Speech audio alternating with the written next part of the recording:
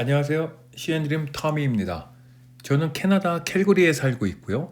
제가 살고 있는 집은 지은 지 30년 되었고 현재 23년째 살고 있는데 그동안 몇 번이나 이사를 하려고 시도했다가 결국 포기하고 대신 부엌을 고쳐 쓰기로 결정했죠. 좀 더 새 집으로 이사를 가려고 하니까 위치는 아무래도 중심지에서 좀 더 멀어지게 되고 뒤뜰도 요즘 집처럼 작고 나무도 없고 남양집을 고르기도 힘들고 해서 그냥 이 집에 살기로 결정했어요. 그런데 부엌 캐비넷이 많이 낡았고 수납장도 많이 부족했어요. 아일랜드도 좀 키우고 싶었고요.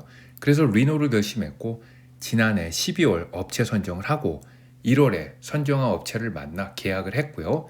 이후에 캐비넷과 대리석을 주문해 기다렸다가 최근 3주간에 걸쳐 공사를 모두 마쳤어요.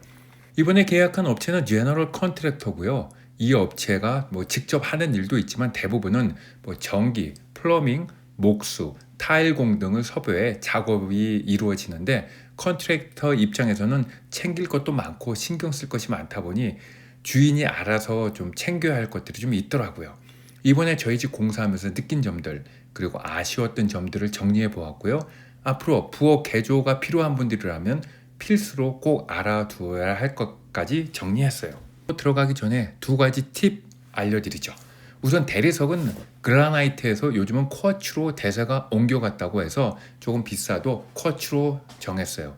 그런데 흰색 계열로 하다 보니까 얼룩이 너무 쉽게 보여 닦아내기 정말 바빠요. 특히 또 김치 국물이나 고추장 이런 것은 간단히 지워지지 않아서 별도 약품으로 또 닦아주어야 하고요.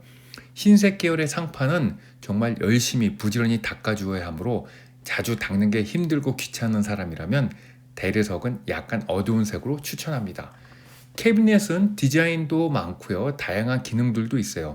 손잡이는 어떤 걸로 해야 할지 그것도 골라야 하고요.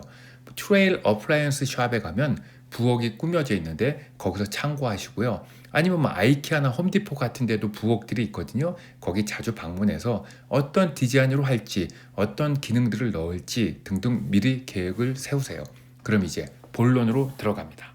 공사를 할 때 이 부분이 가장 중요하죠. 명망 있고 신뢰 있는 그리고 평판이 좋은 업체 선정이 꼭 필요합니다. 업체는 보통 제너럴 컨트랙터라고 부르는데요. 이 사람이 전기, 플러밍, 목수, 타일공을 한 사람씩 불러서 작업을 하게 되죠. 제가 선정한 업체는요. 부엌 쪽 경험이 많고 평판도 좋아서 전체적으로 만족스럽게 공사는 되었어요.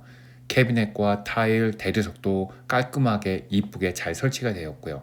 그럼에도 불구하고 공사를 진행하면서 몇 가지 에러가 있었는데 지금부터 하나하나씩 짚어볼게요. 냉장고 옆으로 캐비넷이 나란히 서 있는 경우는 상관이 없는데요. 저희 집처럼 냉장고 좌우에 캐비넷이 꺾여 있는 경우는 냉장고 문 열리는 각도를 사전에 검토해야 해요. 저희 집은 냉장고 오른쪽으로 팬트리가 45도 꺾여서 나와 있거든요. 이번에 냉장고 폭을 기존에 33에서 36인치로 바꾸었는데 요즘 냉장고는 문짝의 넓이가 넓다 보니 오른쪽 문을 열 때 그게 팬트리 벽과 닿는 거예요. 그래서 부득이 냉장고를 앞으로 15cm나 빼내었어요. 냉장고는 캐비넷으로 둘러싸여 있어 가장 깊숙이 들어가 있는 게 안정적으로 보이고 좋은데 부득이 앞으로 빼서 사용하고 있죠. 냉장고가 앞으로 툭 튀어나와 있어 팬트리 문을 또 열 때는 냉장고가 닿지 않도록 또 조심해야 하고요. 이런 점은 사전에 컨트랙터가 좀 알려주고 냉장고 오른쪽에 여유 공간을 좀 더 주어 캐비넷을 설치했다면 좋았겠다는 아쉬움이 좀 들었어요. 싱크볼 좌우로 캐비넷이 평행으로 쭉 길게 되어 있는 집은 문제 없고요. 저희 집처럼 90도 꺾인 지점에 싱크대가 자리하는 경우에만 해당되는 내용입니다. 기존에 쓰던 싱크볼은 폭이 32인치였는데 이번에 개조를 하면서 싱크볼이 글쎄 25인치밖에 안 된다고 컨트랙터가 말하더라고요. 최근 캐비넷 동향은 싱크대가 벽으로 더 들어가면서 부엌 전체 공간을 더 쓸 수 있게 되어 좋긴 한데 싱크대가 뒤로 물러나면서 크기가 줄어들어 어쩔 수 없다고 하더라고요. 근데 문제는 그동안 32인치를 쓰다가 25인치면 7인치나 줄어드는 건데 부엌을 새롭게 돈 들여 공사하면서 수납 공간도 많아지고 아일랜드도 커지는데 오히려 싱크볼이 18cm나 작아지게 되어 심각하게 좀 고민을 했어요. 그래서 컨트랙터와 상담을 다시 했죠. 25인치는 안 된다. 최소 30인치는 되게 해달라고 요청했어요. 그나마 기존 싱크는 투볼이었는데 이번에 원볼을 택하는 바람에 폭이 2인치 정도 줄어드는 건 그나마 수용할 수 있는 수준이었고요. 컨트랙터는 고민 끝에 캐비넷 제작 업체와 상의를 해서 싱크볼이 들어가는 캐비넷 좌우를 깎아내고 30인치 얻는 것으로 최종 결정이 났어요. 이번 공사하면서 알게 되었는데 싱크볼은 좌우 폭, 깊이, 앞뒤 길이까지 총 3가지를 모두 보고 구입해야 하더라고요. 또 위에서 내려 안착하는 타입인지 아래서 위로 붙이는 타입인지도 결정해야 하는 등 신경 쓸 게 많더라고요. 앞뒤 폭은 10인치로 샀는데 이것도 기존보다 좀 작아졌어요.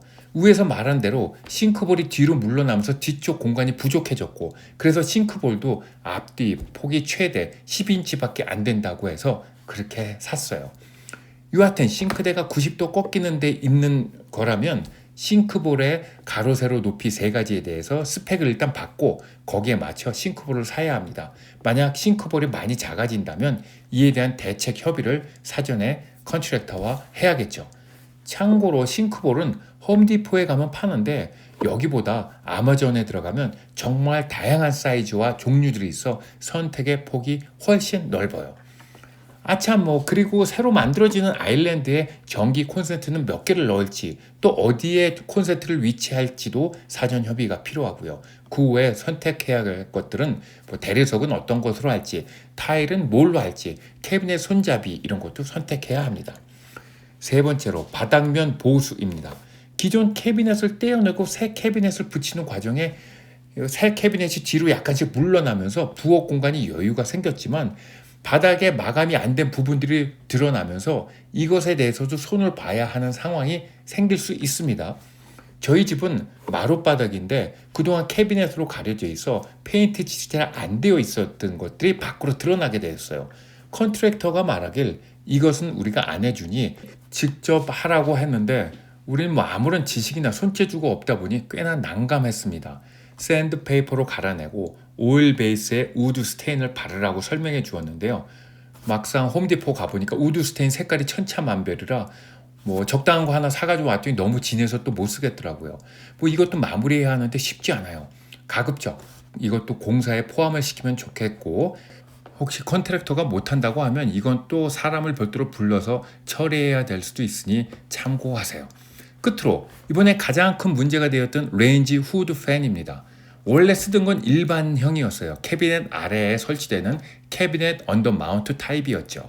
캐비넷 안에서 송풍구가 들어있고 이게 외부 벽으로 빠지는 형태인데요. 그런데 이번에 기둥처럼 생긴 침니형 후드팬으로 구입을 했는데 이것을 설치하는 과정에 좀 애로가 있었어요.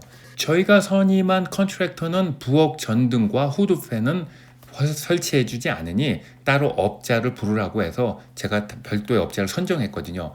근데 컨트랙터가 말하길 후드팬은 타일까지 다 붙이고 나서 설치해야 한다고 해서 타일 작업 다 완성되고 나서 다음날 다른 사람이 와서 후드팬 설치를 시작했어요. 그런데 앞불싸 기존에 외부로 뚫린 구멍이 가운데 있지 않고 왼쪽으로 약간 위치해 있는 거예요. 그리고 좀 아래에 있고요. 그래서 침니형 후드팬을 설치를 할 수가 없게 되어버린 거예요. 구멍의 위치가 맞지 않게 된 거죠.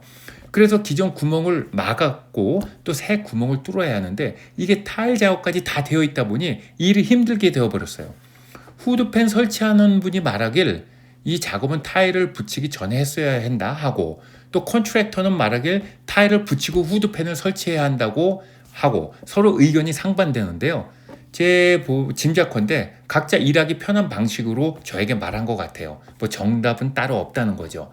다만 컨트랙터가 침니형 후드팬은 구멍을 다시 뚫어야 한다고만 알려주었어도 타일 작업 전에 이것을 마무리했을 텐데 그것을 아무도 모르고 타일 작업까지 다 끝낸 상태에서 다시 구멍을 옮기는 작업은 시간과 비용이 더 들었어요. 앞으로라도 기존 팬에서 침니형으로 바꿀 때 기존의 환풍 구멍은 쓰지 못할 수 있으므로 타일 작업 전에 새 후드팬의 환풍 구멍 위치를 확인하고 새 구멍이 필요한 경우 구멍 작업부터 다시 하고 타일 작업이 들어가도록 조치하시기 바래요. 이상이며 뭐 혹시라도 부엌 리노베이션 하면서 겪은 애로사항들이 뭐 또 같이 공유하고 싶은 게 있다면 댓글로 남기시거나 연락 주세요. 제가 추가 영상 만들겠습니다. 감사합니다.